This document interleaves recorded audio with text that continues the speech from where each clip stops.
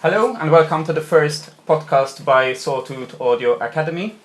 Today we have guest Owen Jay, and we will be going through a little bit about Owen's career in music. Owen is one of the longest standing, still standing DJs and producers. And we'll kick off. How are you, Owen, today? Very good, very good. Very good. So I think probably the most common question you'll probably get is, how did you get into DJing? I started at around 1992, 1993. At the time, I think the idea was not to be a DJ, but I was an enthusiast, so I started listening to music at home, and I was highly influenced by a radio show by Brian Schembri. It was called Hip Hop. Although he used to play all different styles of music, from hip hop to electronic music, and I got to know a lot about electronic artists. And it started, I used to record his shows, and then eventually I used to choose the best tracks and put them from one tape to another using a double tape decker. So that was the initial of compiling tracks after each other.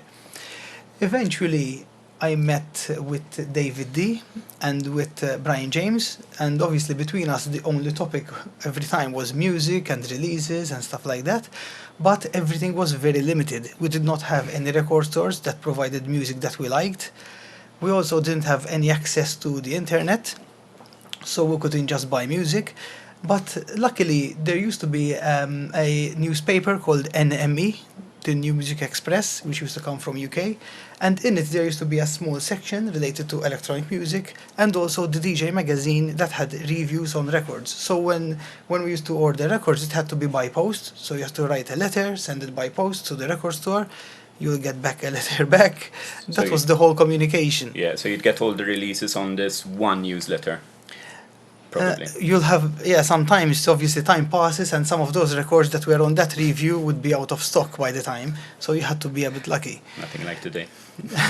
And anyway, but we started DJing because I think we had a particular love for certain underground and unusual styles away from the commercial scene, and there was no other DJs providing this style of music, so between us we felt that it was time that maybe we start, putting this music to the crowd. And then David D had opened a DJ school, and I had attended, like a lot of other students and a lot of other guys at the time. And from then, the DJ scene started to explode in Malta. I started playing first in small bars around Paacheville and more private events. And then there was the rise of the club scene and the events. Brilliant. So that kind of leads on to my next question. You spoke a little bit about the club scene, but what did it mean to get booked back in the 90s? Or what did it involve? What did it take for you to get your name out there? Since the music was not so available, I think having access to music and enough music to perform during the night was already a big bonus. Also, you had to be true to your sound, and that you display something, and good mixing. It was a thing that you had to mix records well, and connections like always, and obviously the trust that you can handle, and people have a good time when you're playing the music. And how long was a set for? Nowadays, DJs play for 1 hour, 2 hours. How was it back then? I think it was definitely 2 hours if you play at an event. It's a basic minimum kind of thing. Exactly. But then in bars, it could be all night. So a lot of people used to, even DJs at the time, it was like 2 DJs in a club, and it's like their night. So they're there all night. And in the first bars that I used to play, it used to be like from the beginning till the end, you're playing all night. And you had enough music for the whole night. Considering that we used to play records. Yeah. And on the records you have 3-4 different tracks. Eventually you'll find a way of lengthening your set and learning more about the music that you actually have. Maybe nowadays when a release is made digitally, for example, you will choose the one that you like and you probably download only that track, because that is what you feel at this moment in time. But with records, when you go back to what you had purchased and you find the track that you like and listen to the others, most probably you'll find tracks that might make more sense after a few years than at that moment when you bought it. So in reality, a record collection can serve a lot of years. Fair enough. So I know the probably clue is in the title, with your name, Owen, your name is Owen, but you let us into a bit of a little story. So can you elaborate on, how the name Owen Jay came about? If you check the early flyers in Malta, I used to be always as DJ Owen. And I think it was around 1997 or 1998, I received a booking to play in Germany. And when I told at the time the communication was by fax, and he told me, how shall we include the name on the flyer? And I told him DJ Owen. And he told me, but Owen what? Like just Owen, there can be a lot of people named Owen. So I got thinking, what shall I do? What shall I do? And then, since my second name is Joseph, I thought I could use the J. At first, probably some flyers might have only the letter J, but then since it's DJ, Yeah. I did it JAY.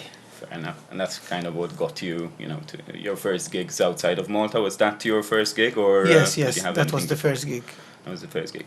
So I think there's this, not misconception, but sometimes, if you're a DJ, you have to be a producer. Yeah. But that's kind of how it worked out for you as well, right? So did you start producing as soon as you started DJing, or did that come later on? At the time, it did not really matter. If you're a DJ, you don't have to be a producer. It didn't work like that. I think it was more an interest to see how it happens. And I had met Edwin Balzan. I had met him while he was working in a collaboration with David D. And when I saw the equipment for the first time, I was going crazy because I never knew how you combine this electronic sounds together.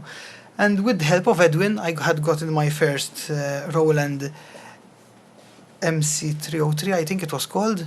And from there, I started to understand how you do the layering of the sounds, how you program sounds. I had no idea about this, and I have no musical background. And eventually, from there, then we got a drum machine, and then we got a synthesizer, and you start editing and spending a lot of hours, a lot of time, trying, to recreate sounds that you hear on the other records.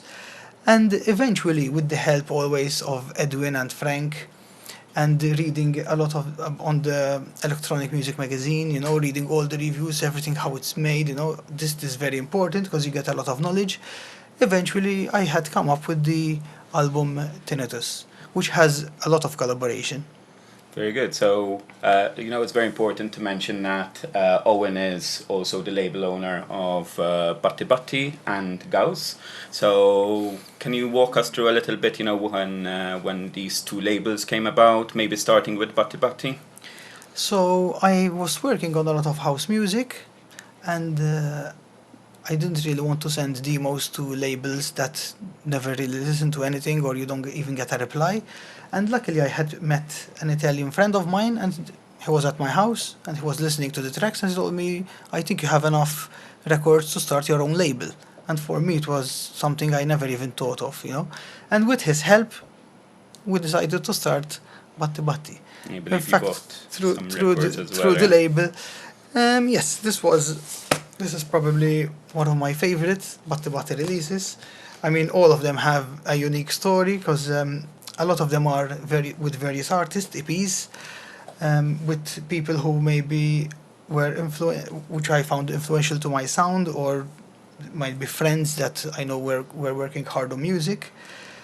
There's artists from all over the world, probably from anywhere. USA, Spain, England, France, Ukraine. There's artists from everywhere, so you make a lot of connections with it. Yeah.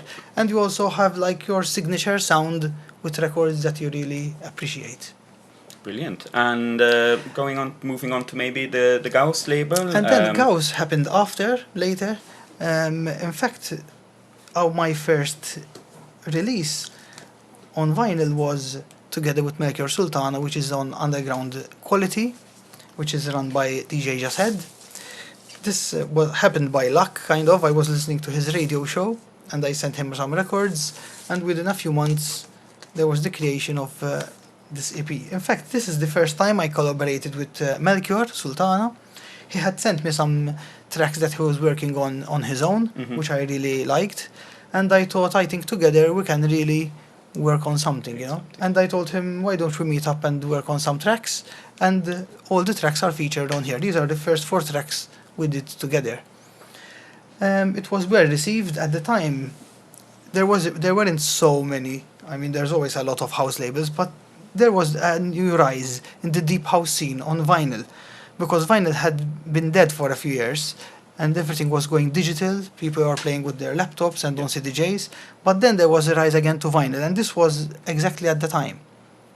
And from then onwards, we kept on releasing on vinyl. Gauss, why Gauss? I know Then Gauss, there's a small story behind that as well. while I had this release, there was another label by Anton Zepp called Ethereal, and there was a release by a guy, Nathan H. And somehow we connected, and over the years we said, why don't we work on something? But it wasn't like an agreement. It just happened, And we did a lot of tracks. I think we had about 10 to 12 tracks ready, which we really liked. And they weren't house, they weren't techno, they were somewhere in between. A bit of electro influence as well. And at first we sent them to about 5 or 6 labels that we really enjoy, we really support. But nobody wanted to release them. But we really felt that we really thought that there's potential in the tracks. Yeah. So we decided to start our own label. And in fact, they went really well, and they were supported by a lot of people. However, the name Gauss came from a bit of a Gauss. more in-depth story, I believe, which we were talking about a little bit before.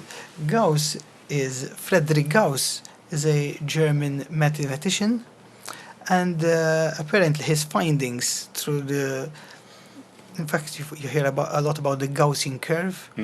A lot of his work ended up being used for the creation of electronics. So we thought it would be a good name to have as a... Very, very interesting concept. It's both an artist and the label name. And I believe you also have the graph on some of the labels as well, which was quite interesting to see. The LPs all have just a rubber stamp featuring the logo. Brilliant. So, looking back at how long you've been DJing, releasing records, and all these projects, what would you say your most memorable moment was, or is? It's hard to choose one memorable moment, because every time we get a release, or I get a release on a label that I have been supporting over the years, it is something very special. There's also moments when you get a gig at a club that you really, or a festival that you really, really appreciate. It's something that you never think about. For example, when I released on Metrolux, which is the label by XDB, for me that was specifically a highlight, because XDB is probably my favorite DJ, and I collect all the records, which are pretty rare. I think personally, since I support the underground, I'm not after releasing on big labels. Yeah. A lot of time the big labels want you to change the sound to their kind of format, or their kind of vision, while the underground labels let you be yourself, and you can release whatever you want, and they want you to be involved with their style. It's not about, Exactly. So that's why I prefer to be on smaller labels. Another recent release, which came out a few months ago, is on Deep Art Sounds, and this happens to be the one before the last, because the label is going to close down. Okay. I will also have a track on the on the forthcoming EP, which will be the last release for the label. This is a label from Switzerland. It's an amazing label, very unique in style, and it features a lot of big artists that I really support. So we're actually looking at some rarities here now, or future rarities. This is as well. not a rarity yet, but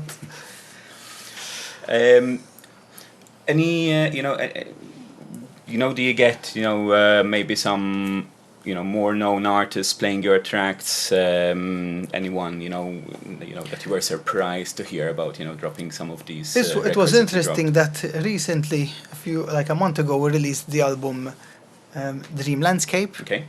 Myself and Melchior Sultana. This will be my second album, and it had been a long time coming. We've been thinking about it for a lot of years, and eventually, due to the COVID and the lack of the clubbing scene, we decided to go for it. Since maybe more people are listening, and it's an album that combines dance tracks as well as more experimental listening tracks in there. And it's interesting that I had sent one to Lars Bergenroth in California, and I was listening to the show, and I was happy. I thought maybe he'll play one of the tracks, and he ended up playing like 40, first 40 Jeez. minutes of the show. He played a lot of of these, and yeah, I mean, over the years, I heard a lot of people play my music. Um, Perhaps the one that was the first surprise was when I released on the label Sock, which was the first vinyl that I ever released. Okay. And people were calling me and telling me we are at Dance Valley or we're at some big festival and Carl Cox is playing your track. Jeez. And then eventually he also played it on BBC Radio Amazing. 1 and he included it on the charts on DJ Magazine. So that was something, at the time it was something unique, I think. Amazing.